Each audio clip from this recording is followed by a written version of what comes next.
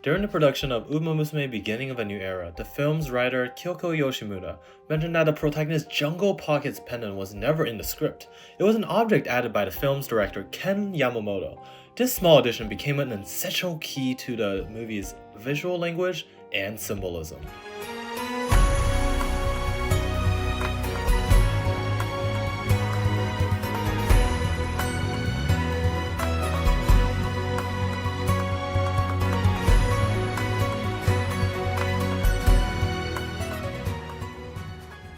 Uma Musume Beginning of a New Era is a movie about endless possibilities and about the journey towards self-actualization.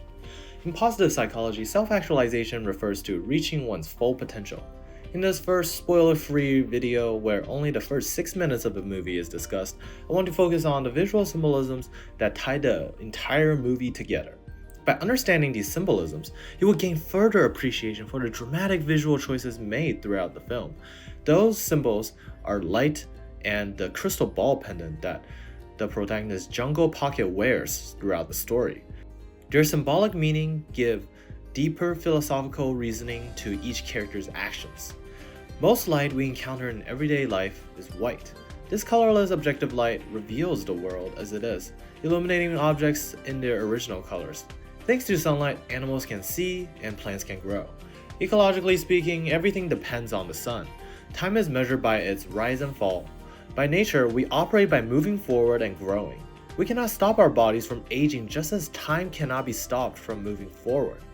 Similarly, Uma Musume by nature strive to be faster. The central claim of Beginning of a New Era is that humans like Uma Musume cannot stop their innate desire for growth.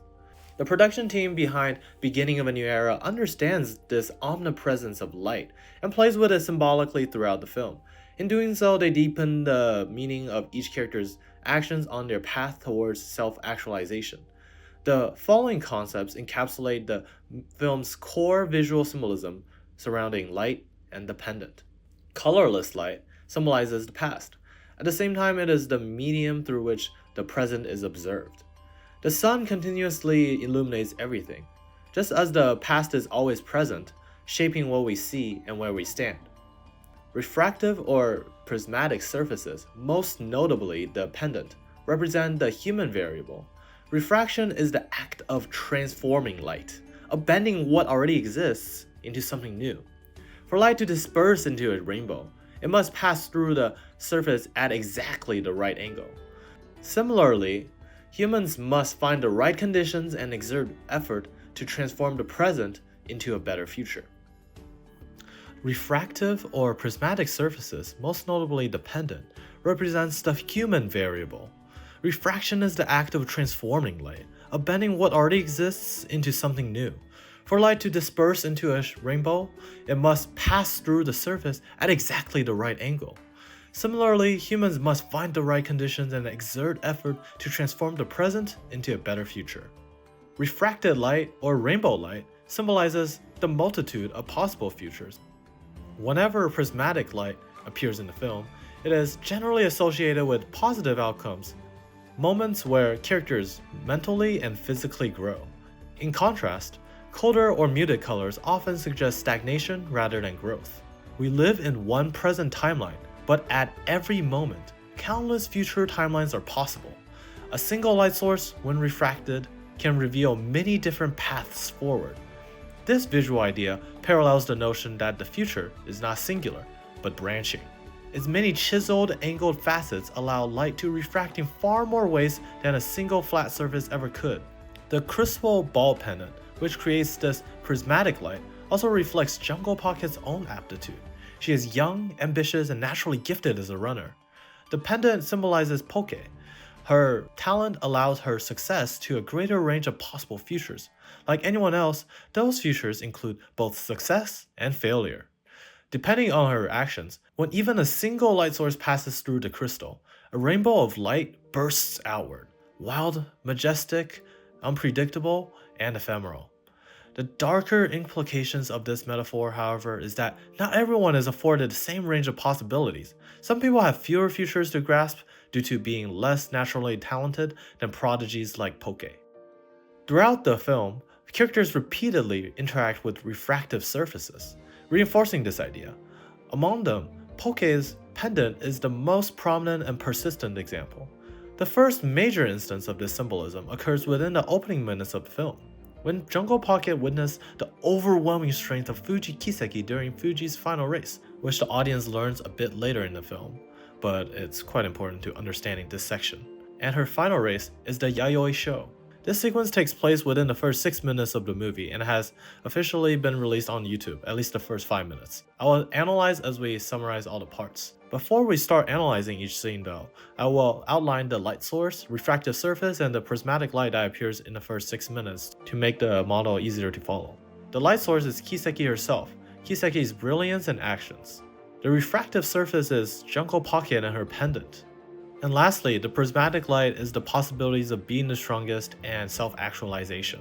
And it is Fuji Kiseki that lights up this possibility for Jungle Pocket in this scene. The story starts with Poke late to the Yayoi Show, just in time to see Fuji Kiseki's final spurt toward the finish.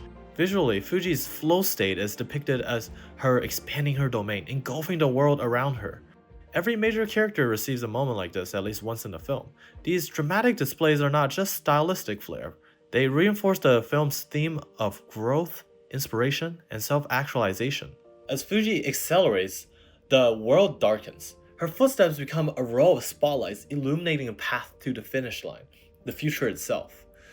Around these lights, rainbow-colored sparks scatter joyously through the air, hinting at the possibilities her performance inspires. At the same time, Fuji herself is a refractive surface, being in the spotlight and emitting possibilities exhibited through this metaphor. In response, Poke's pendant begins to jump on its own. Just this movement mirrors her internal shock and sudden inspiration to run like Fuji. Fuji's present, her motivation, her power, her form is refracted through the pendant, sparking a rainbow of possible futures for Poke, visually conveyed via the rainbow that fills the shot right after the pendant jumps and refracts the surface. The pendant's slow spin echoes the first sequence where the zootrope of UMAMUSUME running is played. Fuji Kiseki finishes the race with grace and joy. The visual stage narrows, focusing solely on her. The camera does not linger on the defeated competitors. Cruelly, history tends to remember only the winner. First place is immortalized while the second and third often phase away. Even the digital screens in the scene are centered solely on Fuji Kiseki in the end, not her defeated rivals or other competitors. Poke, meanwhile, remains frozen in place, staring at the goalpost until sunset. She finally declares, "I want to run too." Her eyes glint with rainbow light. She sees the possibilities of self-actualization and glory. In that moment, she throws her crystal pendant into the air and begins to run. As the pendant arcs upward, it refracts the last light of the setting sun. The light is dim and fragile, yet faintly colorful, symbolizing the many possibilities that her decision to enter UMAMUSUME racing may bring. At dusk, this light spectrum is incomplete. A stronger light source will be needed to fully illuminate her future. The choice to have Poke remain at the racetrack until sunset is deliberate.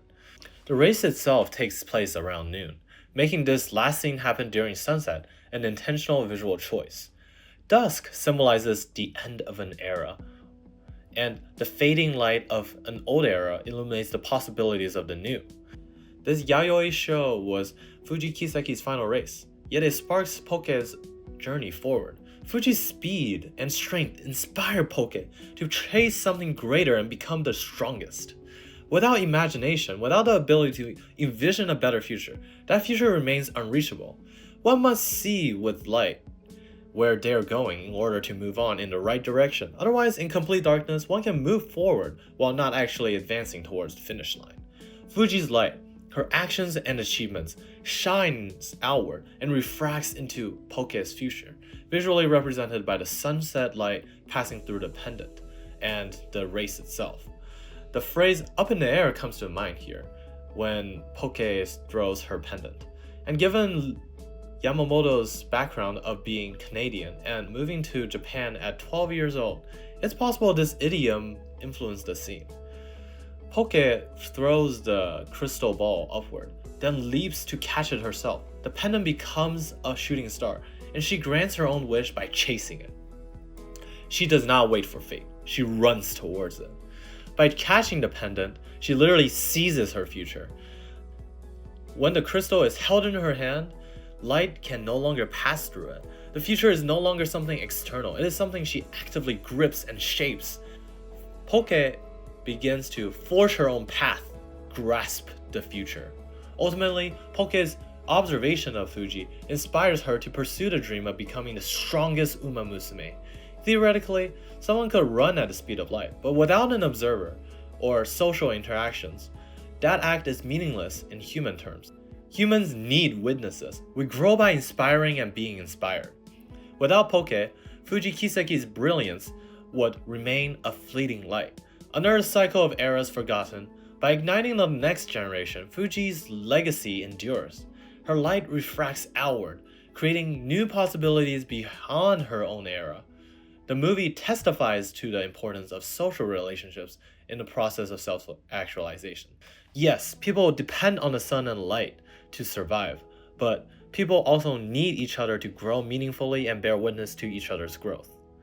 Fuji's era has ended. Poke's has just begun, and so truly, this is the beginning of a new era. なってやる最強ね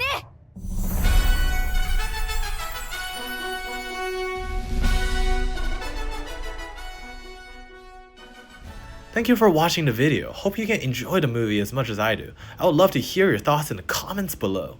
Thank you to the Sakuga blog interview / article by Kevin for discussing the prism of possibilities symbolism. I'm no longer sure whether I first noticed this idea when watching the film or while reading the article. Also, thank you to my friend Aria for editing the script. And thank you to Ken Yamamoto and the entire team for creating one of my favorite movies of all time. Let's all go into the prismatic future.